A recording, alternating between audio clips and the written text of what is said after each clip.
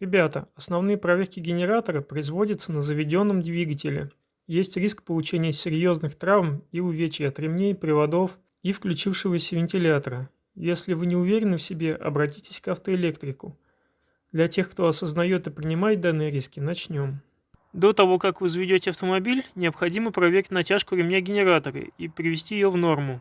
Отнеситесь к этому ответственно, поскольку если вы перетянете ремень, то через короткий промежуток времени подшипник передней крышки выйдет из строя. И если его вовремя не заменить, есть вероятность контакта ротора со статором с гарантированным выходом генератора из строя. Далее выставляем на мультиметре диапазон измерений 20 вольт постоянного напряжения и, не заводя автомобиль, проверяем напряжение на клеммах аккумулятора. Оно должно быть в диапазоне 12,2-12,7 вольта. Критическим будет считаться напряжение в 11,7 вольта, соответствующее полностью разряженному аккумулятору. Далее заводим двигатель нашего автомобиля и повторяем замер. Нормальное напряжение заряда находится в диапазоне 13,8-14,8 вольта. В зависимости от нагрузки и температурной компенсации при наличии таковой, модели реле-регулятора мощности генератора. Регулятор моего генератора имеет температурную компенсацию, повышая напряжение заряда при понижении температуры.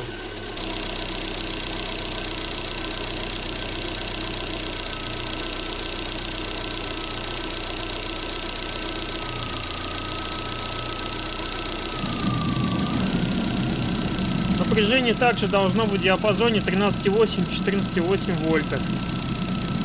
Для верности я включу еще вентилятор охлаждения двигателя.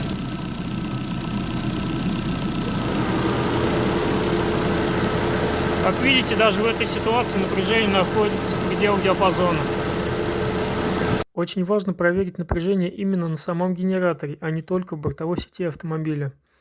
Поскольку очень распространена ситуация, когда между корпусом генератора и двигателем из-за естественных процессов окисления металла отсутствует нормальный контакт. В этом соединении происходит падение напряжения и разность потенциалов получается ниже. В любом случае вы обнаружите, что напряжение на генераторе несколько выше, чем на клеммах аккумулятора, и это нормально.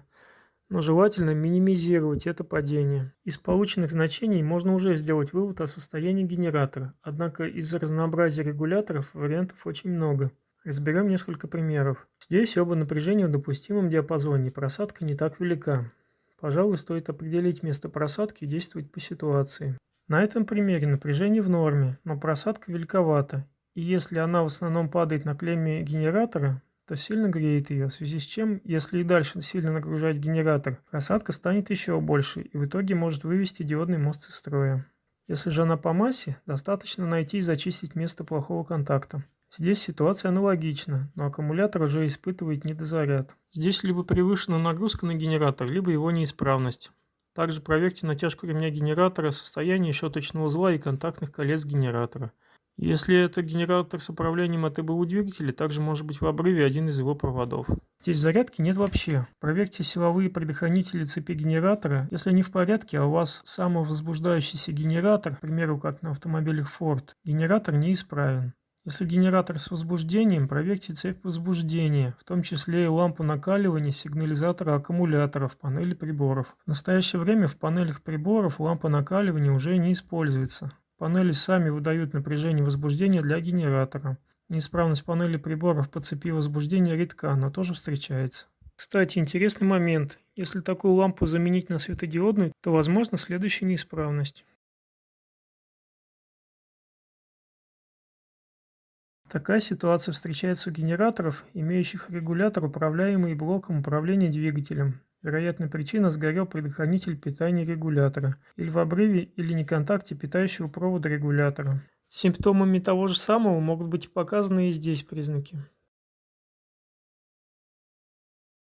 Здесь явно неисправен регулятор генератора, эксплуатировать такой автомобиль нельзя. Я в такой ситуации, чтобы доехать до места ремонта, включал ближний свет, задний ПТФ и отопитель салона на всю. Ехал не превышая 1400 оборотов. Контролирую постоянное напряжение по вольтметру приборной панели. В этом примере ситуация большой просадки, требующей неотлагательного выяснения ее места. Поскольку очень распространена ситуация, когда между корпусом генератора и двигателем из-за естественных процессов окисления металла Отсутствует нормальный контакт. В этом соединении происходит падение напряжения, и разность потенциалов получается ниже. Регулятор генератора поднимает это значение разности потенциалов до заданного, фактически повышая выдаваемое генератором напряжение. Если же данная просадка по плюсу, то ситуация, пожалуй, еще хуже, поскольку при такой просадке сильно греется место падения. Если это клемма генератора, точно выводя его из строя. Если это монтажный блок, то он будет плавиться. Здесь мы также видим большую просадку, требующую ее локализации. Чтобы узнать, где падает напряжение на пути от генератора до аккумулятора, делаем следующее. Заранее для лучшего контакта желательно зачистить небольшой пятачок в удобном и наиболее безопасном для проведения замера месте на корпусе генератора и сдвинуть резиновый колпачок, закрывающий силовую клемму генератора.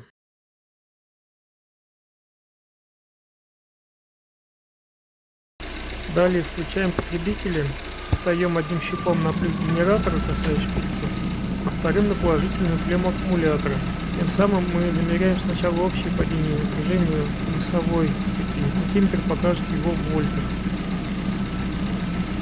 0,28. То же самое проделываем и с массой. Одним щупом встаем на зачищенный пятачок корпуса генератора, вторым на отрицательную клемму аккумулятора. Сумма этих падений как раз будет равна разнице напряжения на генераторе и клеммах аккумулятора. Кстати, не заморачивайтесь, если на мультиметре будут отрицательные значения. Нам важны сами значения, а не их модуль. После того, как мы выяснили общее падение и определились, по какой линии оно происходит, положительной или отрицательной, определяем конкретное место просадки. Встаем щупами по разные стороны проверяемого соединения или провода. Так, промерив все участки, мы узнаем, где же кроется проблема и сможем устранить.